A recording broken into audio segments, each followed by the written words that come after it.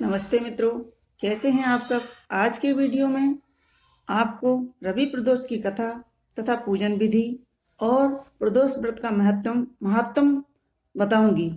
तो मित्रों, व्रत पूजा त्योहार चैनल आपका चैनल है, इसे लाइक करें, शेयर करें और सब्सक्राइब करें।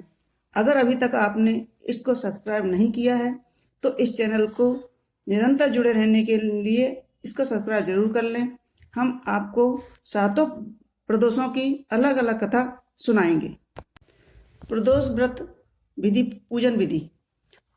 प्रदोष रजनी मुख्य समान सायकाल के बाद और रात्रि के आने के पूर्व दोनों के बीच का जो समय होता है उसे प्रदोष काल कहते हैं। व्रत करने वाले को उसी समय भगवान शंकर का पूजन करना चाहिए। प्रदोष व्रत करने वाले को त्रयोदशी के दिन भर भोजन नहीं करना चाहिए। शाम के समय जब सूर्यास्त के में 3 घड़ी का समय शेष रह जाए तब स्नान आदि कर्मों से निवृत्त होकर श्वेत वस्त्र धारण करके तत्पश्चात संध्या बंदन करने के बाद शिव जी का पूजन प्रारंभ करें। पूजा के स्थान को स्वच्छ कर लें और मंडप बनाएं। वहां 5 रंगों के पुष्पों से पद्म पुष्प की आकृति बनाएं। कुश का आसन बिछाएं। आसन पर पूर्वाभिमुख होकर बैठ जाएं। इसके बाद भगवान महेश्वर का ध्यान करें। रवि प्रदोष महत्तम। रवि प्रदोष दीर्घायु और आरोग्य के लिए रवि प्रदोष का व्रत अवश्य करना चाहिए। प्रदोष व्रत का महत्तम इस प्रकार है। त्रयोदशी अर्थात प्रदोष का व्रत करने वाला मनुष्य सदा सुखी रहता है, उसके संपूर्ण पापों का नाश होता है। इस व्रत से हो जाता है। इस व्रत के करने से विधवा स्त्रियों को अधर्म से ग्लानि होती है और सुहागिन स्त्रियों का सुहाग अटल रहता है। बंदी कारागार से छूट जाता है।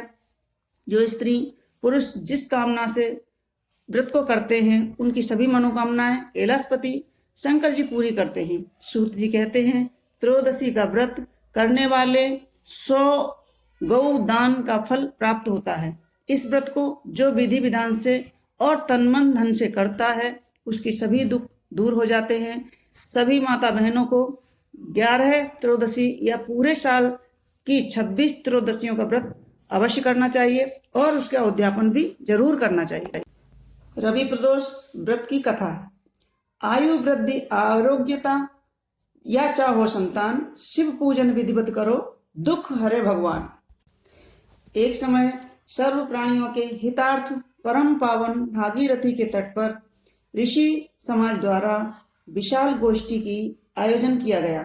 विद्वान ऋषियों की एकत्रित सभा में व्यास जी के परम शिष्य पुराणों के ज्ञाता श्री सूत जी महाराज कीर्तन करते हुए पधारे। सूत जी को देखते ही शौनक आदि 88,000 ऋषियों ने खड़े होकर दंडवत प्रणाम किया।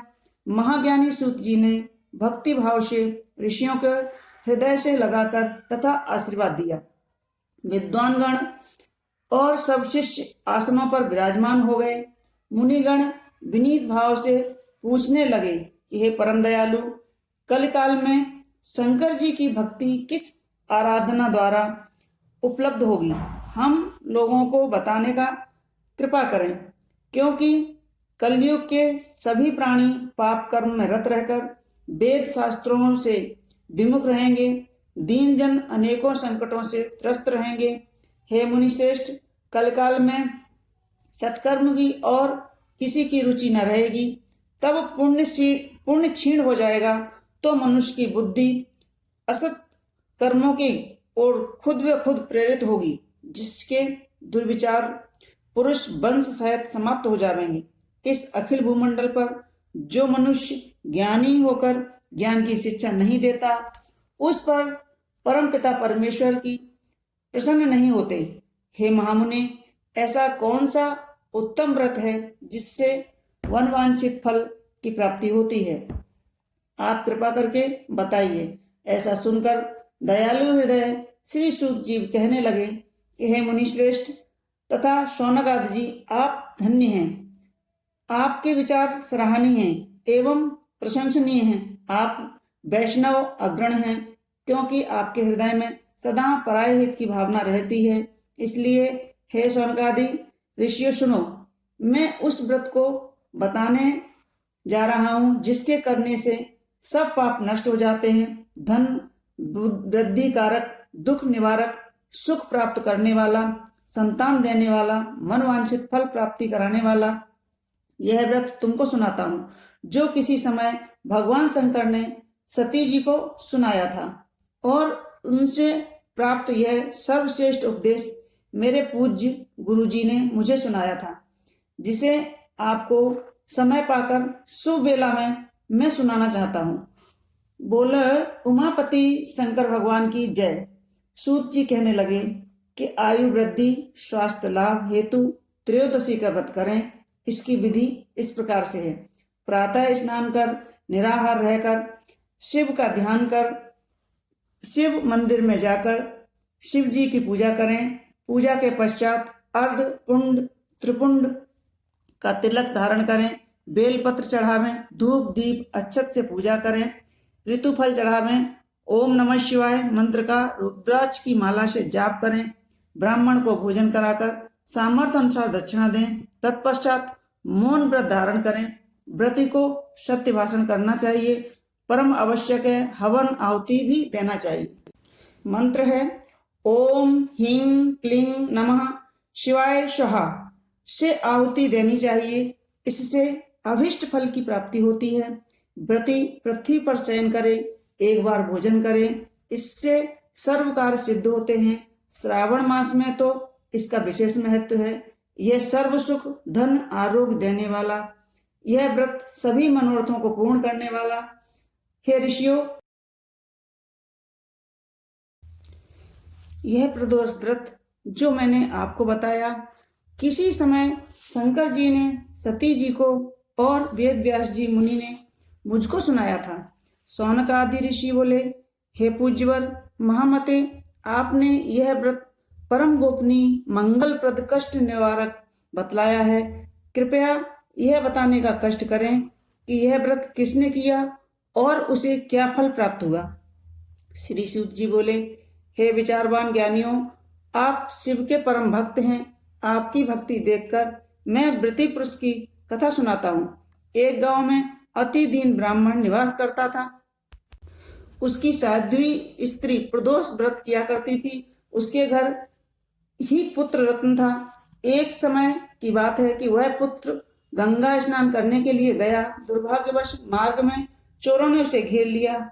वह कहने लगा कि हम तुझे मारेंगे, नहीं तो तू अपने पिता का गुप्त धन बता दे। बालक दीन भाव से कहने लगा कि हे बंधुओं, हम अत्यंत दुखी दीन हैं, हमारे पास धन नहीं है। चोर फिर कहने लगे कि तेरे पास पोटली में क्या बंधा हुआ है, इसे दे दे। तब बालक ने उत्तर दिया कि मेरे माता ने मुझे रोटी बांध कर दी है।